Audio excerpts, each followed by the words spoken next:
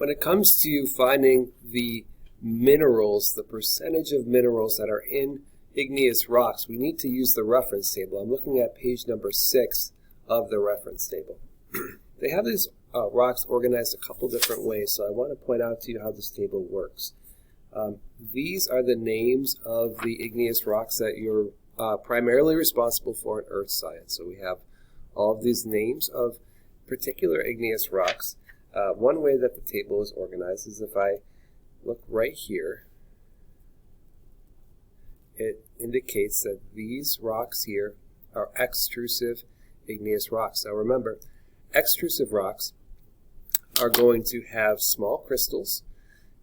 They may be glassy. They may have gas pockets. Those are all indicators of lava that was pushed out of a volcano and changed temperature pretty fast. So how small those crystals are is really kind of organized here at the with the smaller crystal ones on top. So we see here these are glassy. These rocks here have properties of volcanic glass.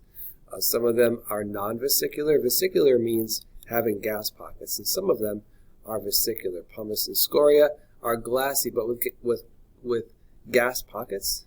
Basaltic glass and obsidian are not glassy. Are glassy, but do not have gas pockets. Down here, we have intrusive igneous rocks. Granite, pegmatite, diorite, gabbro, peridotite, dunite. These are going to have the properties of large crystals. We call these coarse-grained. And just like above, as you go down this table, the crystal size gets bigger. Pegmatite has very coarse crystals, and these ones have coarse crystals, which means all of these you can see with your regular eye. It's just that pegmatite's crystals are really large. All of these will be non-vesicular. There aren't any gas pockets in intrusive igneous rocks. You might notice here that we have one that is a little bit in between. Diabase has properties where it could be intrusive, it could be extrusive. That's one way that this is organized. Another way it's organized is by what kinds of minerals they're made out of, which brings us down to this swirly chart here, and I'm going to show you how to use it in just a minute. But first I want you to notice that there's some arrows here, and this one's saying if we go to this side of the table, above and below, our color gets lighter, our density gets lower. We call these rocks felsic igneous rocks. They're rich in some elements here, silica and aluminum. And then if we go this way, the color gets darker, the density gets higher, and these are called mafic igneous rocks. They're rich in iron and magnesium. So if I want to know where my felsic rocks are, I can go like this. These rocks here are considered felsic, though obsidian is weird because it usually appears black. Most of these are going to be white or light gray in color because of the minerals that are in them.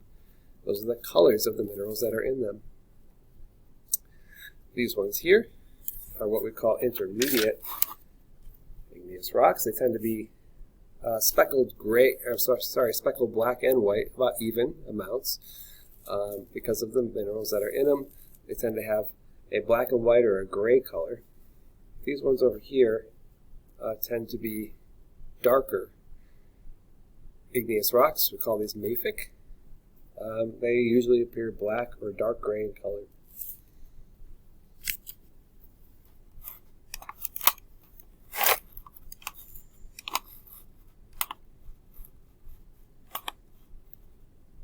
Down below, in this table, you may notice that we have percentages scale off on either side of the table. And that's useful for finding a percentage of minerals inside of some of these rocks. So let me give you an example of something that could be asked. Let's take the rock granite, which appears right here. We know that it's intrusive. We know that it's felsic because of where it appears on the table above, but we don't really know what the percentage of quartz is in granite, but that could be found. So what I want to do when I'm trying to find any percentage of mineral is to first isolate the column that we're talking about. So what I'm saying is you might notice these dotted lines here. Talking about granite, so what I want to do is to just focus on the column that granite is in. Then I want to take a piece of paper or an index card, I want to go to about the middle of this column. So I'm going to put this about right here. Then I want to take a look at where the quartz lines touch that paper. It's right here and right here. Then I want to take that, put it onto my scale, and see what I have.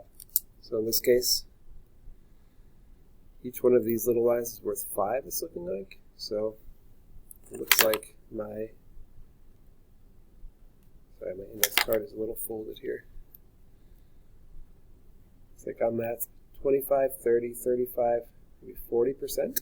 So I could say that the igneous rock granite has 40% quartz in it.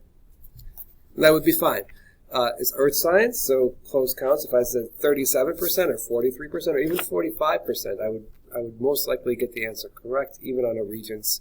So don't worry too much. Am I exactly in the middle of this column? Just get it towards the middle and figure out what you're dealing with here. Let's take one that touches an edge of the table here, potassium feldspar. Let's say I want to know the percentage of potassium feldspar in the rock granite. So I'm still going to focus on the same column, which is right here. I'm going to put this right in the middle of the column again. Mark where it touches the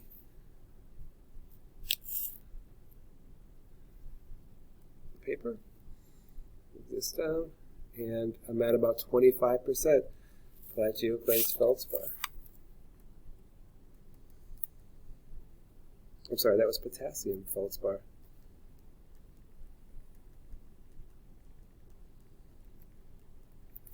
So 25% potassium feldspar, 40% quartz in the rock granite. Plagioclase feldspar is on the table, but it's not very present in this group of rocks, these felsic rocks. It's more of a intermediate and mafic feature. So let's just do one more. I just want to show you another column here. So let's say we wanted to know the percentage of pyroxene in the rock scoria, let's say. So I just want to isolate this column. Again, so I'm only focusing on the column right here. Scoria was the rock we're interested in. Pyroxene is the mineral. So I'm going to put this in the middle. So right around here. And put this over on the edge here. I'm actually going to flip it around so I can see my numbers.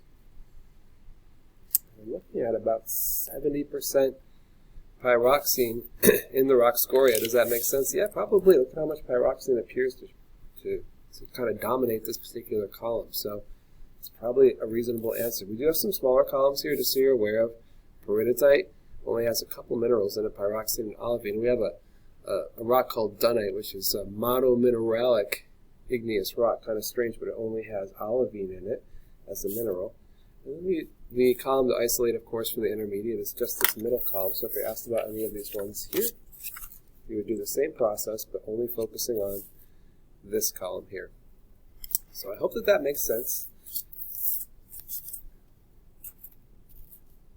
It could be asked, in a reverse way too, where they say, well, there's 70% pyroxene in a intrusive igneous rock. What rock might that be? Well, 70% pyroxene. We just figured out was in the middle of this column. They said an intrusive igneous rock, so it's probably going to be the rock gabbro, maybe diabase would be your two options for that.